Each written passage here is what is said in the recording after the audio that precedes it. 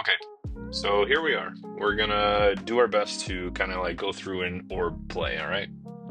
So we're looking at gold futures right now. This is the 15-minute time frame.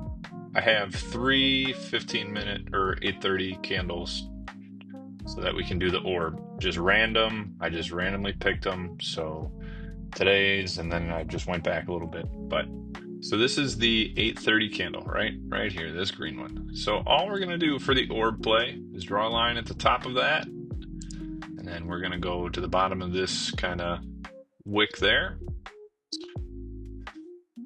I go a little step further. I have a template closure below just as a mental effect.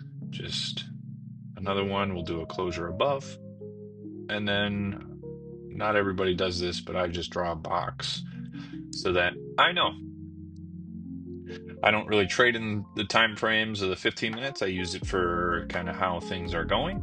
So we're going to drop down to probably the 5, 3s, and the 1s.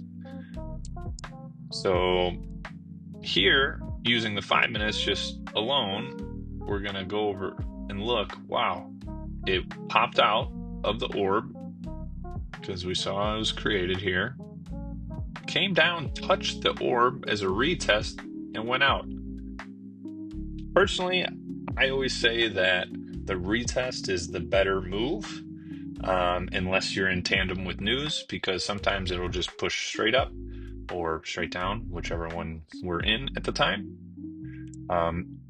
We'll kind of break this down a little more. So if you look on the 3 minute, it closed up here, and this candle right here would have been a perfect entry because it shows you that it opened here, popped up, went down, sniffed it, and then closed here. So anywhere in this region here, you had about 10 pips of range to figure out if you wanted to enter. And then it continued to go up, right? Let's just use a 1 hour support if you wanted, just to kind of make things a little bit nicer. So let's just, since we didn't know today's information, I'll just go on previous information. We'll go kind of in between that because there was a high and a low there. So we'll kind of scoot back over. Let's say we waited on this 3 minute because I love 3 minutes, and I waited till it broke the top of this. So like it came down and it broke the previous high over here. I'll go even higher just to make my point.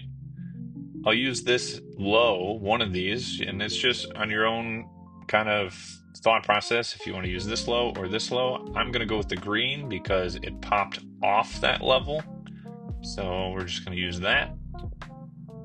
And then just for this sake, since we technically didn't know anything to the right here, we're going to go to our previous hour support, or resistance rather. So this split right now is 30 down, which I would tailor. So let's tailor it to my 25. All right, so it's like, oops, it's like here.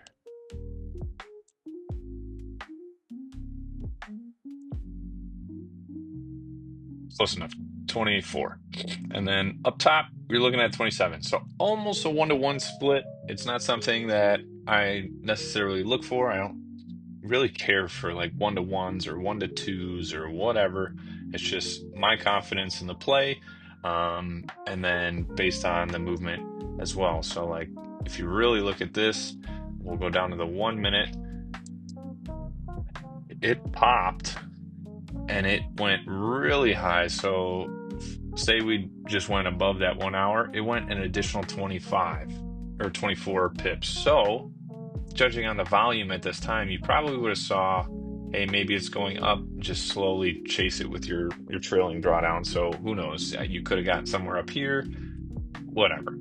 But just to show you, you could take the retest off of that. If we took the, say we sniped it, right? Took the retest off of that and we were sitting there.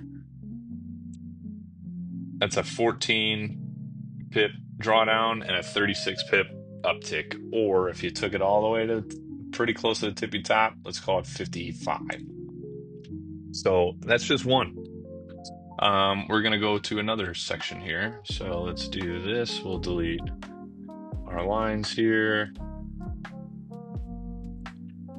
and then we'll go to this other one here. So we have this candle here is the 15-minute candle. Whoops. So we'll take this one out since we already did it. We'll go to this one here. Okay, so this candle right here. So we're again top, bottom.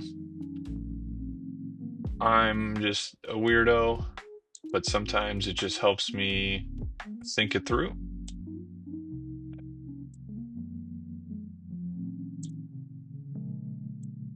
All right, so let's drop down. Again, 3 minutes. This is why I kind of gravitate towards this 3 minute. So it popped around in there. It finally closed here, right? So we waited for it to push up. It didn't. There was no wick. So you could have done one of two things. Could have said up, I missed the move, or you wait for break of previous supports here. So like I'm just gonna look here. Let's say we did this, right? Since I missed the original, like there was no tap, how close can I get to this? Let's see. So the 1 minute shows that it really pushed through, flooded through, right? It didn't really give you a chance of the orb play for a retest, but like I was saying earlier, sometimes it just goes with volume and it just kind of says see ya and never comes back. And that can go to the upside as well. But again, there was a closure below the orb, and then it didn't push up, but it drove significantly down. Again, another play to the positive if you just waited. So like, I don't know, you could have caught any of this, you know? It's like boom, boom, boom, boom. Like it just stair stepped all the way down because you already knew it broke out of the original range and it didn't come back. All right, we'll do one last one. Same thing. So this one, bang, bang. Closure below, closure above. Beautiful. All right. So we're gonna go that again. So it came out using the fives, didn't close. Let's see if the threes did. So if we look at the threes, it still didn't even close down here, right? It just wicked out. So it failed to break out of the range. So traditionally, we know as if something fails to break out of a range, fails to break a support, fails to break a resistance, what tends to happen, it's the start of a reversal. Doesn't mean it's going to do a full reversal, but it can. So in this case, we saw it go from the top of the orb to the bottom. It kind of ranged and it broke out. Now, it didn't break out until 10:30, which is okay. And then it just kind of ranged again here, which is fine. But like we said, we can take plays. Like, look at this. This is 33 pips. That's more than doable, right? So you can wait for it to pop. It closed out. You can wait for this retest and then it happened again.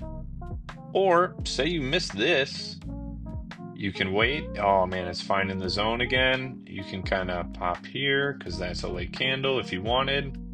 Say you just said, you know what, I'm done. I'm waiting for it to really show momentum because this is kind of just throwing price action, right?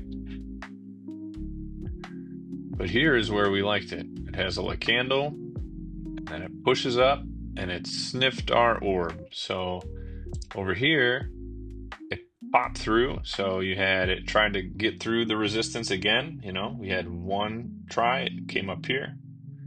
And then we had another attempt, it came up here. And it kind of failed. But it never broke this area down here.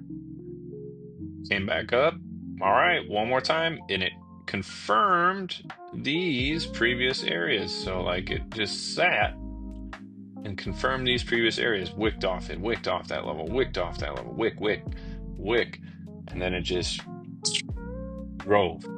So if you were patient enough to wait until, 11:36 for this trade, great. Look, that pays dividends, brother. Yeah, that's a 83 pip move before it starts really kind of zoning. It's more than enough opportunity to create a trade. And you don't have to go for 85. Simply 10 pips, right? If you do one contract, 10 pips is $100. Two contracts, $200. So it adds up. But this is hopefully helpful and gets you to know the orb play a little bit better. And if you have questions, please let me know.